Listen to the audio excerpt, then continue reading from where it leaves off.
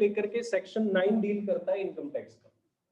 ये चैप्टर जो है रिसेंटली 6 नंबर से लेकर के 9 नंबर तक जो है हमारे एग्जाम्स के अंदर आ रहा है। और पहले जो ये चैप्टर था इतना इंपॉर्टेंट नहीं हुआ करता था, लेकिन रिसेंटली ये बहुत इंपॉर्टेंट हो गया। और इस चैप्टर का आगे इतना कुछ खास रेफरेंस नहीं आएगा, सेपरेटली ही इस चैप्टर का क्वेश्चन आता है। आगे जाकर के क्या किसी चैप्टर में इंपैक्ट आएगा नहीं, बस रेसिडेंट क्या होता है, नॉन रेजिडेंट क्या होता है वो पता होना चाहिए। इस पर्टिकुलर अटेम्प्ट के लिए आपके आने वाले एग्जाम्स के लिए बहुत ज्यादा इंपॉर्टेंट हो चुका है चैप्टर। रीजन इज दैट कि इसमें आ चुके हैं कुछ अमेंडमेंट्स, इस वजह से भी ये जो चैप्टर है वो ज्यादा इंपॉर्टेंट हो जाता है। जहां अमेंडमेंट वो चीज ज्यादा इंपॉर्टेंट हो ही जाती है। मैंने कल भी आपको बताया था कि जैसे आपने देखा था कि 4-5 लाइन लिखनी थी, लेकिन फिर भी वो 5 नंबर का क्वेश्चन था। वो क्यों था, रीजन क्या था उसका, कि वहां पर अमेंडमेंट आया हुआ था। तो ऐसी इसी वजह से कुछ चीजें जो है वो ज्यादा इंपॉर्टेंट हो जाती है। सेक्शन 6 to 9 में क्या पढ़ने वाला है, एक बार लिस्ट देख लेते हैं। हाँ, फाइनेंस सेक्टर 20। देखिए अब कौन कौन से सेक्शन पढ़ने, एक तो है इसमें सेक्शन 5, देख लेते हैं एक बार। सेक्शन की लिस्ट बना रहे हैं अपन के, कौन कौन से सेक्शन अपन को पढ़ने। एक पढ़ना है अपन को section 5, that is scope of total income. और अभी ज्यादातर तो इसी का क्वेश्चन आता है एग्जाम के अंदर, सेक्शन 5 का। एक अपन को पढ़ना है बेटा section 6, that is residential status.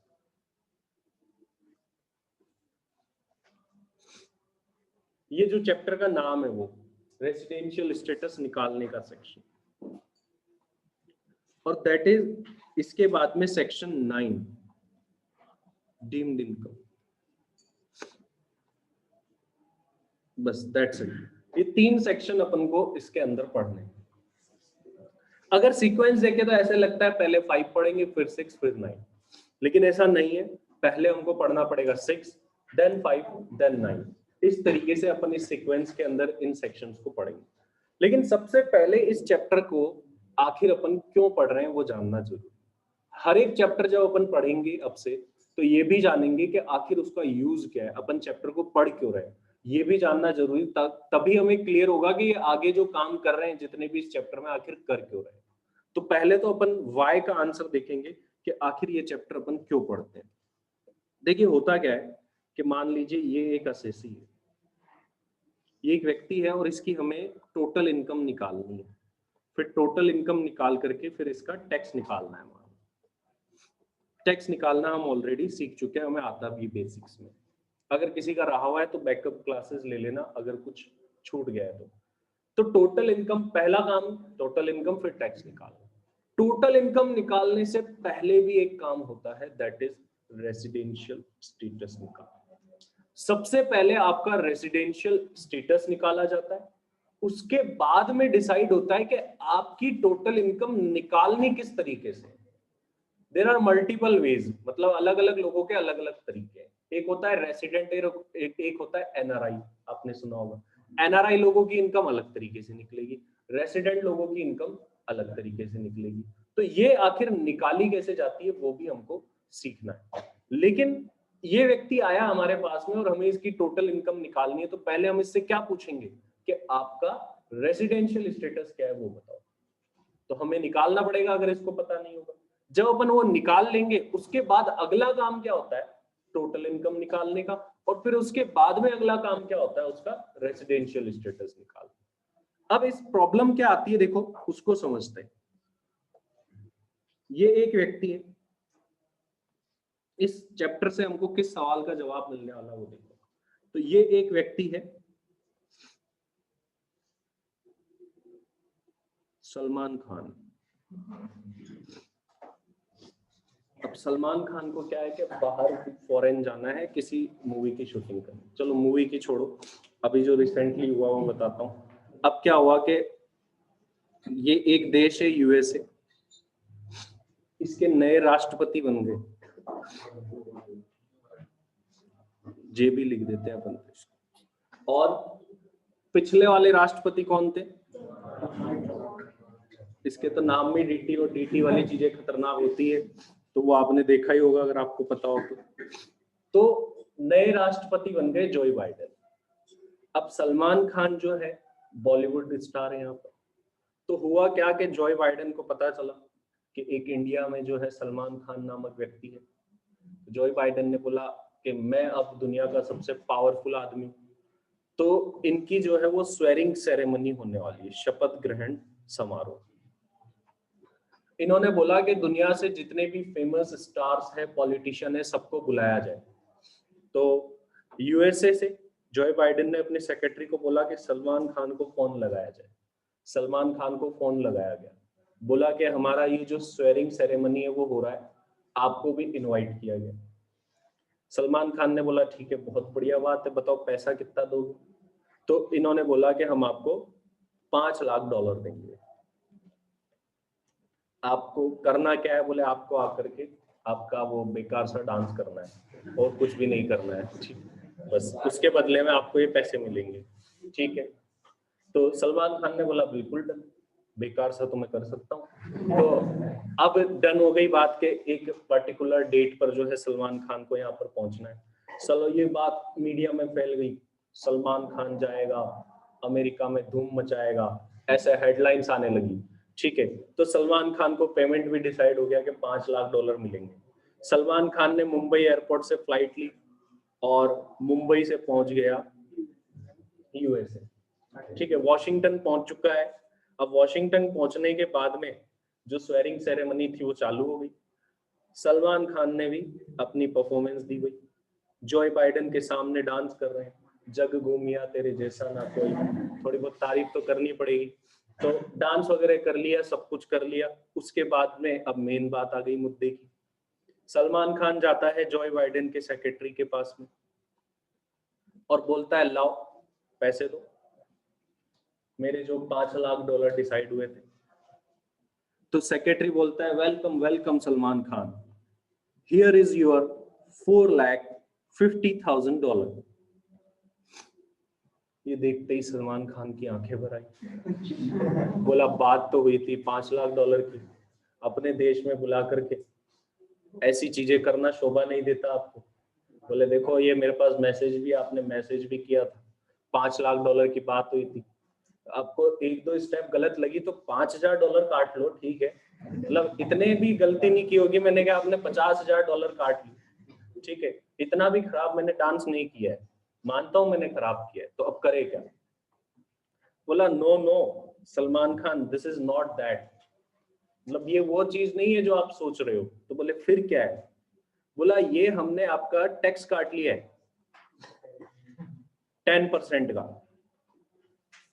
It means $5 lakh में से 10%, दैट इज $50,000 हमने आपका टैक्स डिडक्ट कर लिया है। क्योंकि हमारी कंट्री का रूल है कि कोई भी व्यक्ति अगर हमारी कंट्री में आकर के पैसा कमाता है तो हम क्या करते हैं, उसका टैक्स डिडक्ट करके ही उसको पेमेंट करते हैं। आपके देश में इसे टीडीएस बोला जाता है, ठीक। तो वही हमने टैक्स काटा है, ठीक है। सलमान खान ने बोला बहस क्या करनी, हमने इनका थोड़ी ना लॉ पढ़ा है, ठीक है।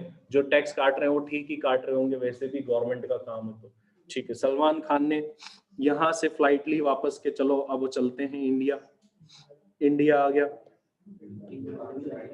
इंडिया आया तो सबसे पहले तो उसने बोला कि ये डॉलर वॉलर तो अपने काम के नहीं है, तो ये $4,50,000 को उसने बोला चलो रुपए में कन्वर्ट करा लो आप, ठीक है। तो रुपए में कन्वर्ट करा लिया। अब एयरपोर्ट पे ही रुपए में कन्वर्ट कराया तो इतने सारे रुपए हो गए, उसको रखेगा। तो दो चार जो इनके बॉडीगार्ड थे उनको बोला ब्रीफ केस पकड़ो, इसमें पैसे भरो तुम। तो सारे बॉडीगार्ड्स ने जो है पैसे भर चुके हैं इसमें, और चारों तरफ बॉडीगार्ड पैसे लेकर के चल रहे हैं। बीच में सलमान खान और मुंबई एयरपोर्ट से बाहर निकल रहे हैं, छत्रपति शिवाजी टर्मिनल से ये बाहर की तरफ आ रहे हैं रेड कारपेट से, बड़े खुश होकर के। मीडिया वाले जो है माइक लेकर के खड़े हैं, सलमान खान जी आप गए वहां पर, आपने डांस करा, हमने सुना है आपने 3 स्टेप गलत करे जिसके $50,000 कट गए आपके, क्या ये बात सही है। ऐसे जो है इल्जाम सलमान खान पर लगाए जा रहे थे। सलमान खान ने बोला नहीं नहीं ऐसा कुछ नहीं था, उन्होंने मुझे समझाया और मैं समझ गया कि उन्होंने जो है मेरा टैक्स डिडक्ट किया था, ठीक है। फिर आगे चले गई। टैक्स डिडक्ट कर लिया था, लेकिन अब सलमान खान ये रहे और चारों तरफ इनके बॉडीगार्ड जो है ब्रीफ केस में पैसे लेकर के आ रहे हैं और मीडिया वाले उसको हाईलाइट कर रहे हैं, ये देखिए यही है वो बक्सा जिसमें भरे हैं जोए बाइडेन द्वारा दिए गए पैसे, ये उसको बार बार दिखा रहे हैं हाईलाइट करके। ठीक है, सलमान खान बाहर आ रहे हैं, यहाँ पर जो है वो दो व्यक्ति खड़े हैं जो कि कुछ समय पहले मनीषा के घर पर गए थे, वही लोग हैं। तो ये बाहर आ रहा है सलमान खान, इन लोगों ने बोला कि रुकिए सलमान खान जी, बोले भाई को रोकने की हिम्मत किसने करी, बोले टैक्स लेना है, टैक्स किस बात का भाई, बोले आपने जो है वो $4,50,000 रुपीस कमाए थे, ठीक है, $4,50,000 कमाए कि नहीं कमाए, फिर से उसकी आंखें भर आई, बोले वो बात तो याद ही मत दिलाओ, बोले $50,000 तो उन्होंने काट लिया, बोला अच्छा आपने $5,00,000 कमाए थे, बोले हाँ मैंने $5,00,000 कमाए थे, क्योंकि 50,000 तो मेरे टैक्स के थे, कमाए तो मैंने 5 ही थे भाई। आज कोई 50,000 कमाता है और टैक्स भर देता है उसमें से, तो इससे थोड़ी कहेंगे कि उसने कम कमाए, कमाए तो उतने ही थे उसने। तो बोले हाँ आपने भी $5,00,000 कमाए थे, वेरी गुड, आपने हमारे देश का नाम रोशन किया है। और तो इसने बोला अच्छा कोई इनाम वगैरह दोगे आप मुझे, बोले नहीं इनाम नहीं देंगे, हम आपसे टैक्स लेने आए। बोला आपने $5,00,000 कमाए हो और आप बड़ी हायर स्लैब वाले व्यक्ति हो, ज्यादा इनकम में आते हो, तो एक काम करो $5,00,000 का 30% $1.5 लाख दे दो हमको एज टैक्स। ये बोलते ही सलमान खान ने बोला ये सारी ब्रीफकेस फेंक दो, मुझे नहीं खेलना, ये क्या चीटिंग लगा रखी। बोले वहां पर $50,000 का टैक्स काट लिया, फिर यहाँ $1.5 लाख, बोले क्या फिर क्या मैं ऐसे ही गया था क्या, मतलब समाज सेवा हो गई, फिर तो $3 लाख में यहाँ एक ऐड कर लेता, इतने में शूटिंग उसमें मिल जाते इससे ज्यादा। तो ये बोलते कि हमने थोड़ी बोला था जाने को, बोले हमको तो टैक्स से मतलब है इनकम पर। सलमान खान बड़ा कंफ्यूज है। कंफ्यूजन क्या है सलमान खान का, कंफ्यूजन ये है, वो बोल रहा है, अब सलमान खान ने जवाब दिया, बोला देखो इस इनकम पर टैक्स देना चाहिए, मैं भी समझता हूँ, लेकिन मेरा कंफ्यूजन ये है या फिर मेरा जवाब ये है कि आप मुझसे टैक्स क्यों ले रहे हो, वो पैसे तो मैंने पहली बात तो यूएसए में कमाए, आप क्यों ले रहे हो, इंडिया में थोड़ी कमाए।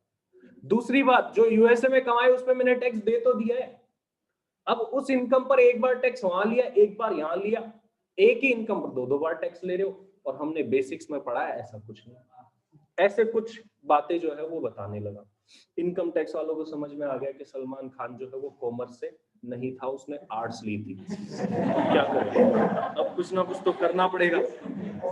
तो बोला कि अब क्या करें, इसको समझाया कैसे, ये तो तर्क ऐसे ऐसे दे रहा है, इनको समझ में तो आ चुका है। तो इनकम टैक्स वालों ने कहा कि चलो एक गाड़ी बुलाई जाए, एक गाड़ी बुलाई सलमान खान के लिए बढ़िया सी, बोला है अरे वो बैठेगा चलाएगा नहीं, टेंशन मत लो, तुम तो यहाँ रहते हो जयपुर में, सेफ हो, कोई दिक्कत नहीं है, मुंबई की बात है। तो एक गाड़ी बुलाई गई, इनकम टैक्स वालों ने सलमान खान को इसमें बैठा लिया, ठीक है, और बाकी वो लोग भी इसमें बैठ करके चल दिए।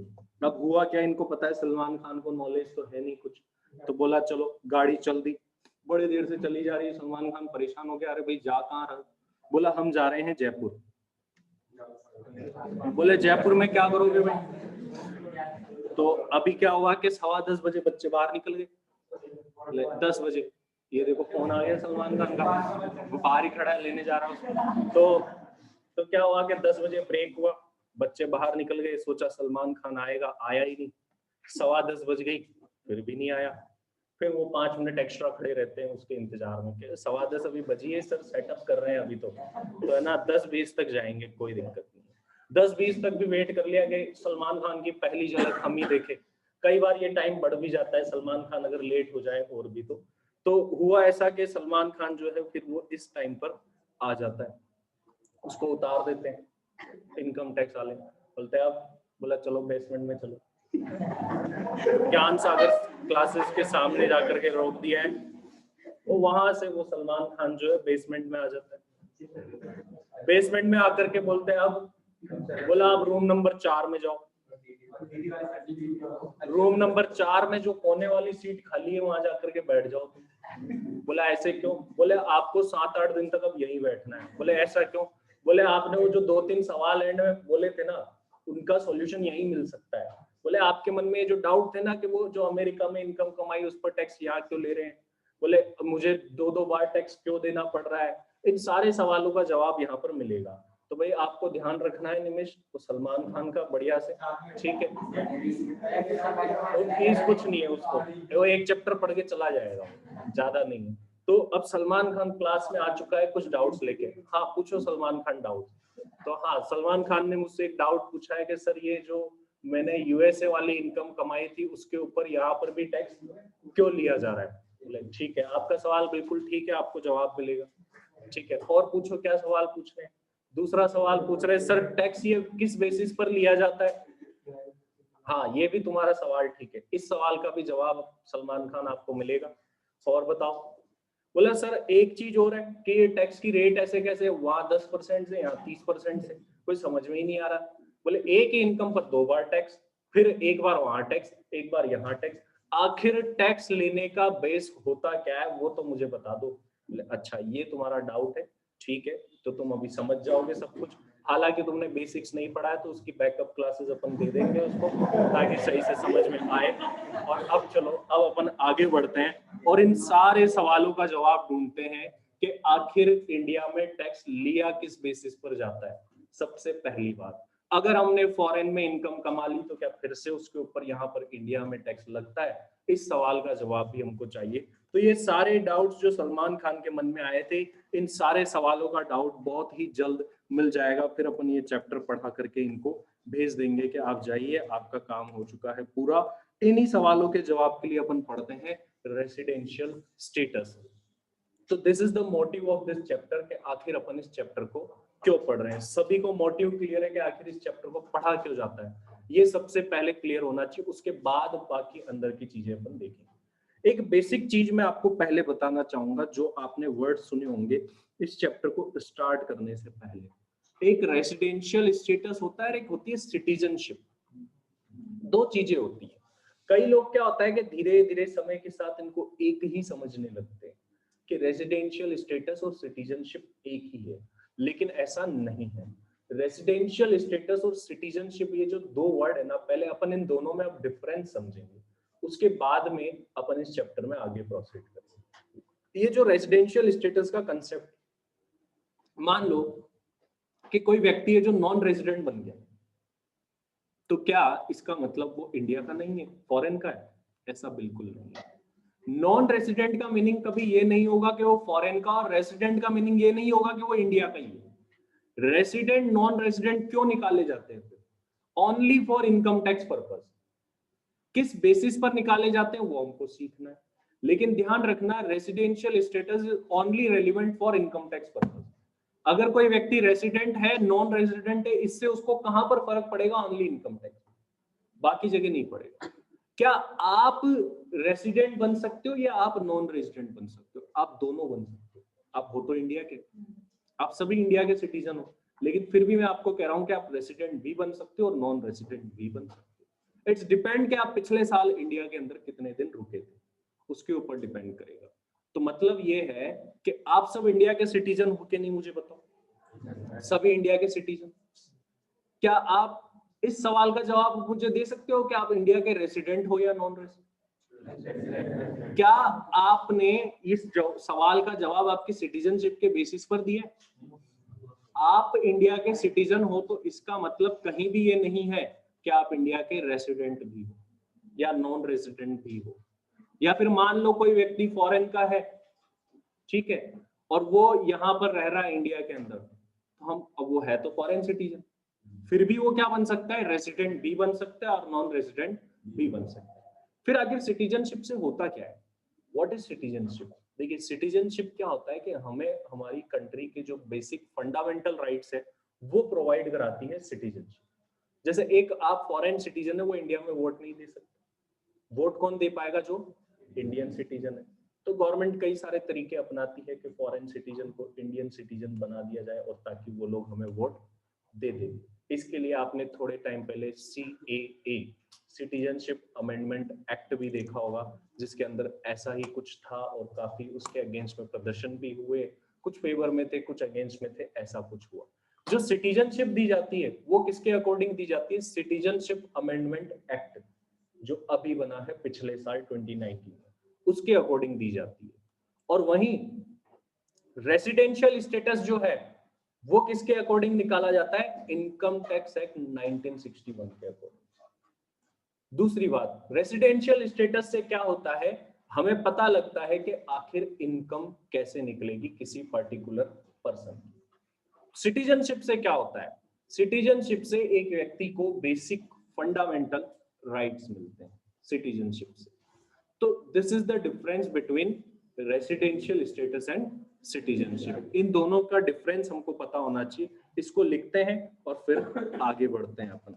ये बेसिक मीनिंग अपन को लिखना है। डिफरेंस बिटवीन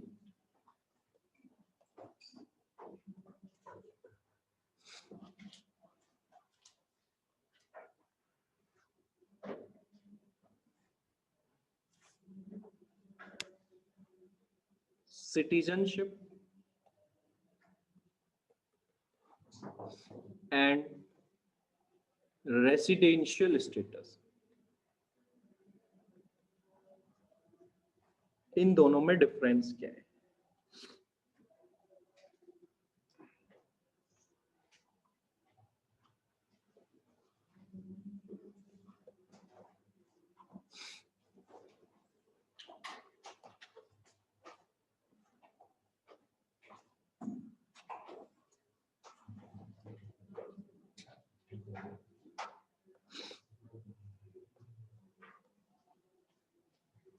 तो एक तरफ अपन लिखेंगे सिटीजनशिप के बारे में, एक तरफ रेजिडेंशियल स्टेटस के बारे में।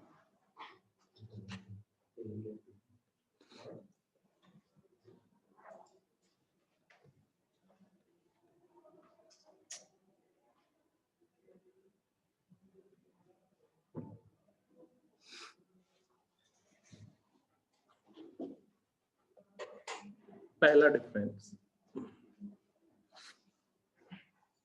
सिटीजनशिप कैसे दी जाती है? सिटीजनशिप एक्ट के द्वारा दी जाती है। और रेजिडेंशियल स्टेटस किससे निकाला जाता है? इनकम टैक्स एक्ट के द्वारा निकाला। चलिए, citizenship is given by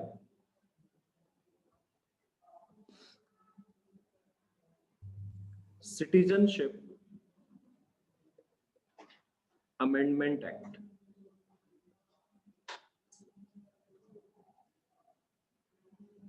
CAA, CAA के द्वारा दी जाती है। वही residential status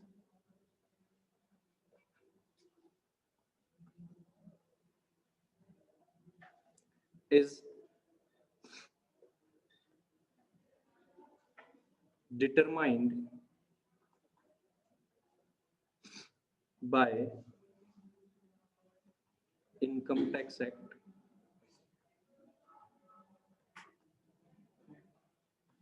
1961।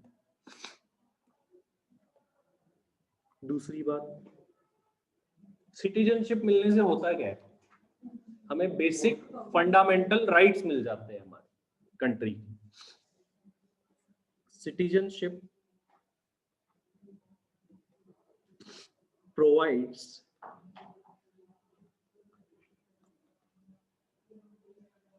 basic fundamentals rights.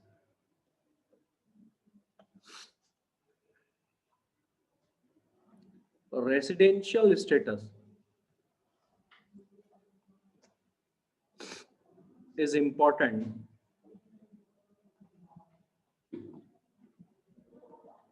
for determining total income of assessee.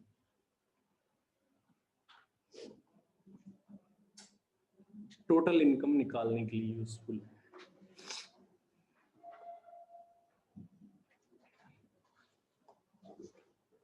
दो ही डिफरेंस काफी है मेनली दोनों के बीच में।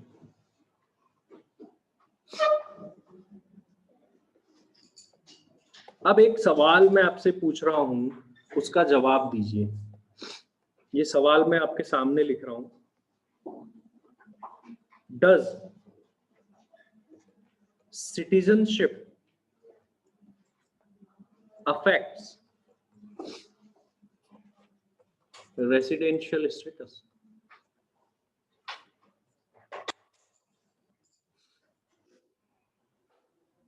ये सवाल है आपके सामने, बताइए मुझे इसका क्या जवाब है।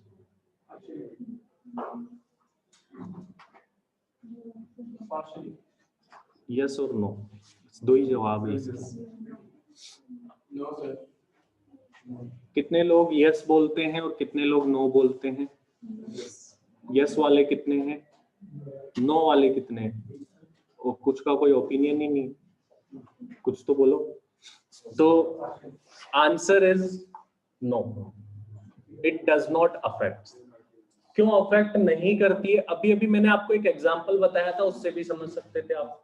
मैंने आपको कहा था कि कोई इंडिया का सिटीजन है तो वो रेजिडेंट भी हो सकता है, नॉन रेजिडेंट भी हो सकता है, आप लोगों के लिए बोला।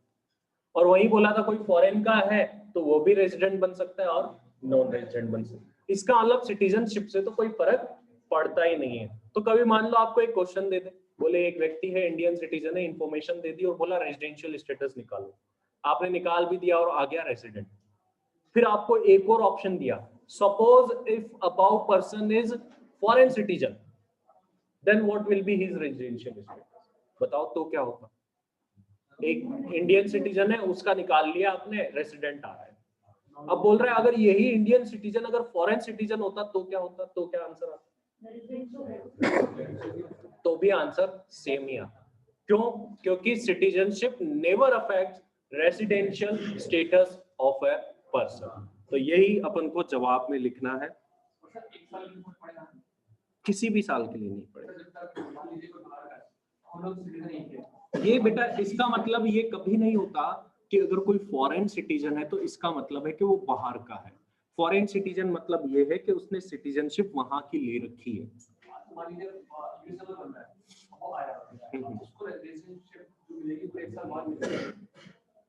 जैसे वो आ गया इस साल, मान लीजिए, है ना, ये तो प्रीवियस ईयर हुआ, ठीक है। अब अगले साल उसका रेजिडेंशियल स्टेटस निकलेगा, वो डिपेंड करता है कि कितने दिन इंडिया में रुका है उसके ऊपर। नहीं, जो रेजिडेंशियलशिप तो देनी नहीं होती, हम खुद निकालते हैं क्योंकि टैक्स लेना है हमको तो उससे। ये तो हम पीछे पड़ के निकालते हैं, हम तो जानबूझ के उसको रेजिडेंट बनाना चाहेंगे क्योंकि रेजिडेंट को ज्यादा टैक्स देना पड़ता है। तो रेजिडेंशियल स्टेटस में तो ऑटोमेटिकली बनेगा, हम खुद निकालेंगे। सिटीजनशिप जो है वो अगला लेना चाहेगा अगर उसको यहाँ के फंडामेंटल राइट चाहिए। तो रेजिडेंशियल स्टेटस लेना नहीं पड़ता, ऑटोमेटिकली निकलता है। कौन निकालेगा? Income tax department. हालांकि हर एक का थोड़ी ना निकालेगा, हमें खुद ये डिक्लेयर करना पड़ता है। हालांकि आप फॉरेन के हो तो जरूरत ही नहीं है, आपका वीजा आपके आने जाने की तारीख देख के वैसे ही पता चल जाता है कि आप इंडिया में कितने दिन रुके थे। तो कई सारे लोगों का ये क्वेश्चन आता है, सर वो आया और चला गया, पता कैसे चलेगा? पता ऐसे चलेगा कि अगर कोई आके ऐसे ही नहीं जा सकता, उनको वीजा लेना पड़ता है, उनको बाकी सारी चीजें भी लेनी पड़ती है, तभी जाकर के पता चलता है कि कोई इंडियन सिटीजन है, फॉरेन सिटीजन है या क्या है। तो देखिए इस सवाल का जवाब क्या बना, आंसर क्या बना इसका? Citizenship never affects residential status of a person.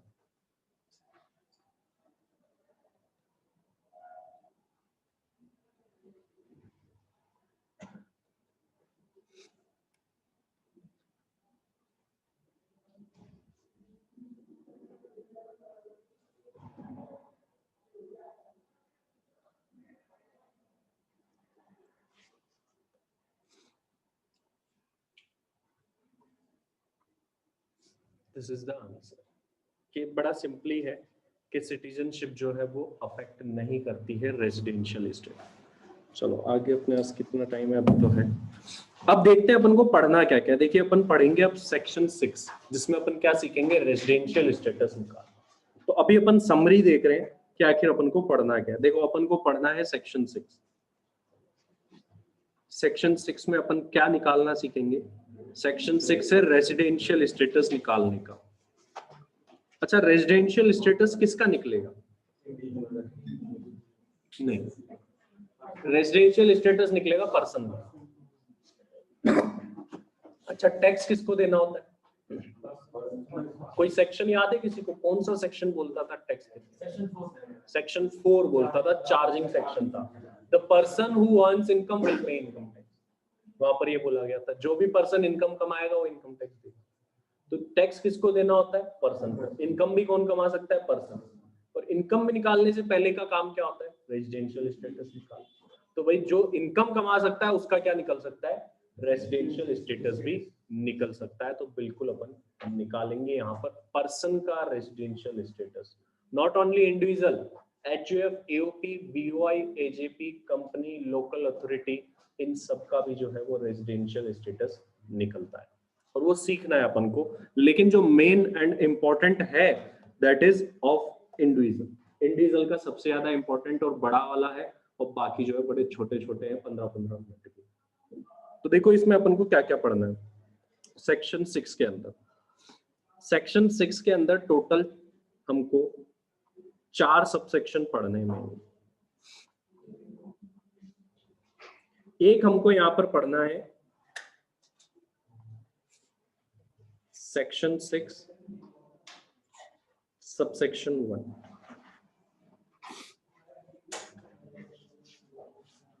एक पढ़ना है सबसेक्शन 2, 3, 4। इसको लिखो, एक मिनट आता हूं।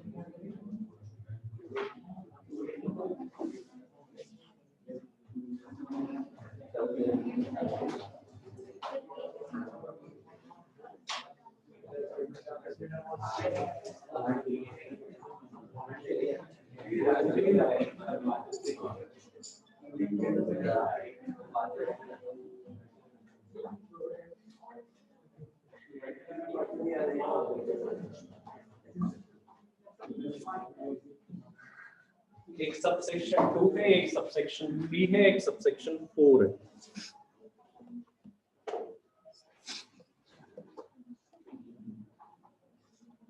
एक हम यहां पर पढ़ेंगे सेक्शन 6 सबसेक्शन 2।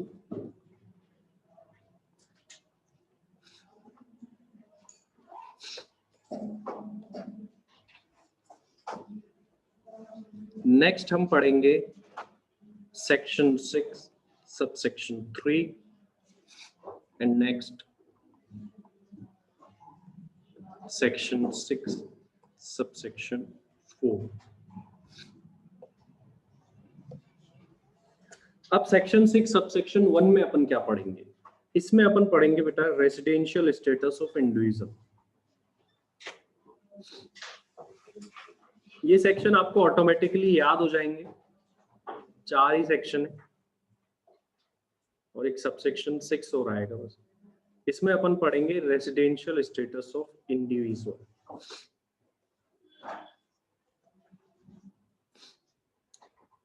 सबसेक्शन 2 में हम पढ़ेंगे रेजिडेंशियल स्टेटस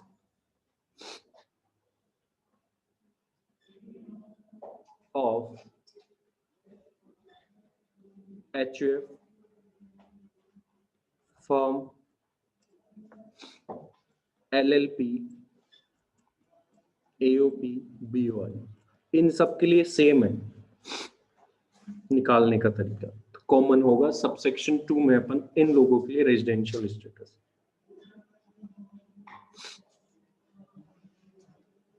सेक्शन 6 सबसेक्शन 3 में क्या पढ़ेंगे? इसमें अपन पढ़ेंगे residential status of company. Residential status of company, आखिर कंपनी का रेजिडेंशियल स्टेटस कैसे निकाला जाए। सबसेक्शन 4 में किसी पर्सन का नाम नहीं लिख रखा, अदर पर्सन लिख रखा है। अदर पर्सन मतलब जैसे इसमें लोकल अथॉरिटी का नाम नहीं है, एजेपी का नहीं है, उन पर भी ये लगेगा और कल को कोई नया पर्सन आ गया डेफिनेशन में तो उन पर भी यही लगेगा। तो सबसेक्शन 4 में कैसे लिखा हुआ है? Residential status of other person.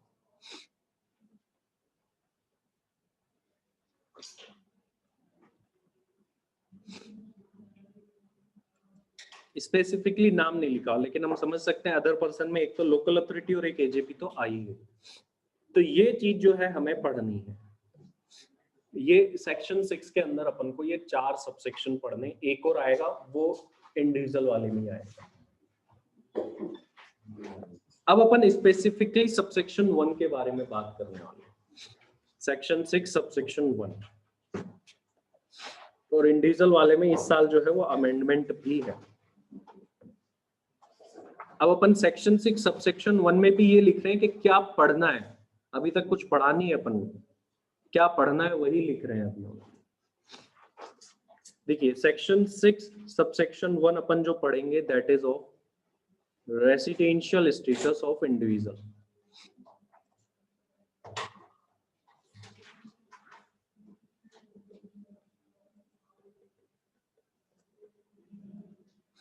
Individual का रेजिडेंशियल स्टेटस, हाँ बिल्कुल नोट करना है वो। अब क्या होगा कि कोई भी इंडिविजुअल या तो रेसिडेंट कहला सकता है या फिर नॉन रेजिडेंट कहला सकता है। कोई भी इंडिविजुअल या तो रेसिडेंट हो सकता है या फिर वो इंडिविजुअल नॉन रेजिडेंट हो सकता है।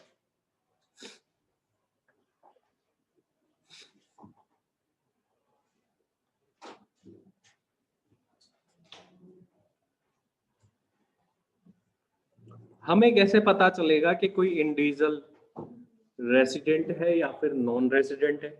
इसके लिए, इस बात का पता लगाने के लिए हम पढ़ेंगे basic conditions.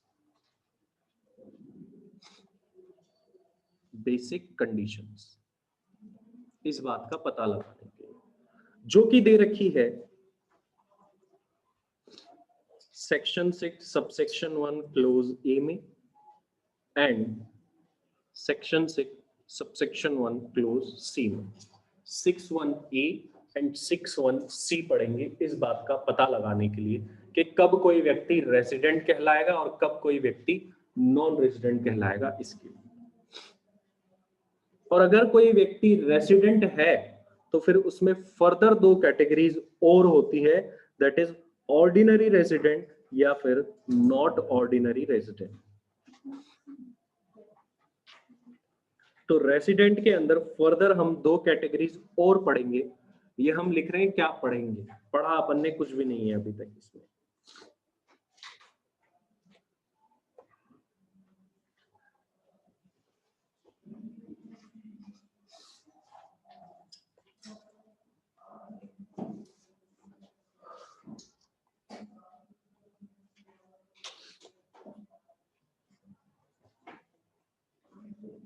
Ordinary resident, resident के अंदर वाली सब कैटेगरीज है।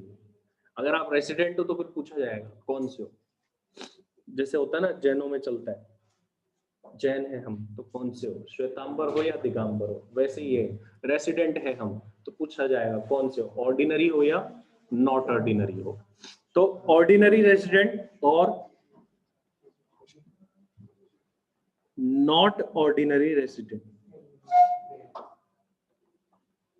मतलब नॉर्मली आप हमेशा ही रेसिडेंट होते हो या कभी कभार रेसिडेंट बन जाते हो, इसका नॉर्मल मतलब ये।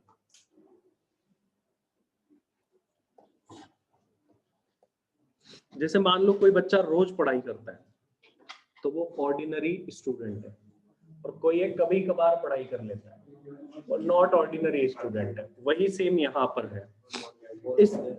इस बात का पता लगाने के लिए अपन क्या पढ़ेंगे, एडिशनल कंडीशंस पढ़ेंगे।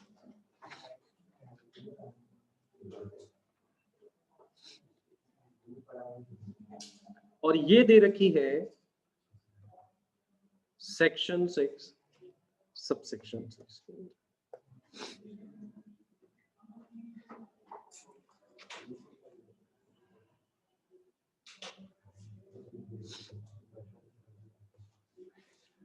तो ये चीजें हमें पढ़नी है और इस तरीके से हमको एक इंडिविजुअल की पूरी पिक्चर क्लियर होगी। पहले अपन क्या सीखेंगे ये चीज निकालना कि कब कोई इंडिविजुअल रेसिडेंट होता है या कब नॉन रेसिडेंट होता है। उसके बाद में अपन सीखेंगे कि अब वो ऑर्डिनरी है या फिर नॉट ऑर्डिनरी है। अगर वो रेसिडेंट बन जाता है तो, अगर कोई नॉन रेसिडेंट बन गया तो बात वहीं खत्म, उसके आगे कोई बातचीत होगी ही नहीं। लेकिन अगर कोई ऑर्डिनरी रेसिडेंट है तो उसके आगे भी बातचीत होगी, उसके आगे भी बातचीत होगी कि अच्छा बताओ ऑर्डिनरी वाले रेसिडेंट हो या फिर नॉट ऑर्डिनरी वाले रेसिडेंट हो। ये ओवरऑल है। इसी के अंदर आगे अपन थोड़ा सा और पढ़ेंगे, तब अमेंडमेंट वाला पार्ट भी यहीं पर है। तो एक न्यू अमेंडमेंट इसके अंदर आया है जो कि एग्जाम में आने के पूरे पूरे चांसेस है। तो अपन को ओवरऑल यही काम करना है। आज तो अपन ये स्टार्ट नहीं करेंगे कि क्या है, लेकिन एक चीज मैं आपको बता दूं कि ये कोई रेसिडेंट है या नॉन रेसिडेंट है, आके डिपेंड किस बात पर करता है कि वो प्रीवियस ईयर में कितने दिन इंडिया के अंदर रुका था। Number of days spend in previous year in India, आपने प्रीवियस ईयर के अंदर कितने दिन इंडिया में बिताए, इसके ऊपर डिपेंड करता है। अब वो कितने दिन है, कौन कौन सी कंडीशंस है, उसमें एडिशनली क्या क्या बातें जोड़ी गई है, वो सब कुछ अपन देखेंगे नेक्स्ट क्लास में। आज इतना ही करेंगे अपन, आज के लिए इतना ही। Thank you very much. आप पीछे आज आपको डांट दिया, बुरा तो नहीं लगा? लगा तो होगा थोड़ा, वैसे तो तुम्हारी गलती थी, बिना गलती के तो कोई डांटता नहीं। एक बात ध्यान रखो, क्या होता है कि आप जब बोलते हो ना तो इनका तो ठीक है, मैं ही नहीं पढ़ा पाता, बार बार कान में कोई दूसरी आवाज पड़ती है तो फिर ध्यान उधर जाता है। आपको ही पता होगा कि इधर देखते देखते फिर इधर आ जाता है मेरा ध्यान। चलिए आज के लिए इतना ही। Thank you very much. Welcome Arjun, welcome Aditya.